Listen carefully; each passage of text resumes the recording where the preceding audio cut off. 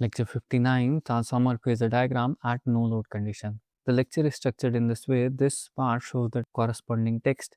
This part shows the circuit diagram of the transformer, and this part shows the phasor diagram of the transformer. So in step 1, we apply AC voltage to the input. So AC voltage is given like this to the primary winding, and AC voltage is represented by this equation Vm cos omega t. It can also be written as Vm sin of omega t plus 90. The secondary side is kept open, and this condition corresponds to the no load condition of the transformer. So the applied voltage V1 is taken as reference in the phasor diagram like this at 0 degrees. In step 2, a small amount of current will start to flow through the primary due to the AC voltage, and this current is known as magnetizing current. Since the primary winding is purely inductive, therefore this current lags the voltage by 90 degree, and this current is the one which is used to establish magnetic flux inside the core. Therefore, flux phasor is represented in parallel with the IM phasor.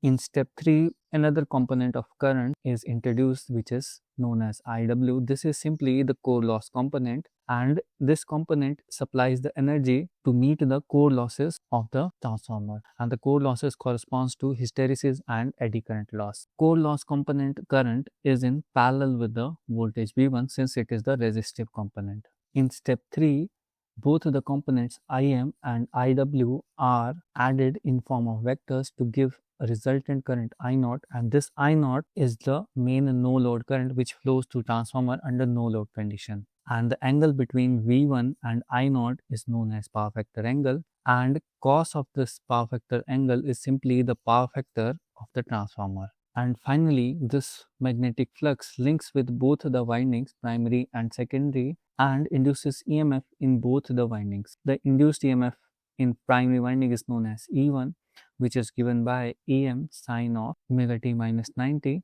and E2 is also given by the same formula, that is Em sin of omega t minus 90. So since flux was phi m sin omega t, so E1 and E2 lags flux by 90 degree, which is shown in the phasor diagram like this. So E1 and E2 are shown lagging the flux by 90 degrees. So a final shortcut. So the first phasor component is V1, the second phasor component is the IM, the third phasor component is IW, which is in phase with V1. IW and IM combines to form I0, and due to the flux, EMF is induced in both the windings, which is shown like this.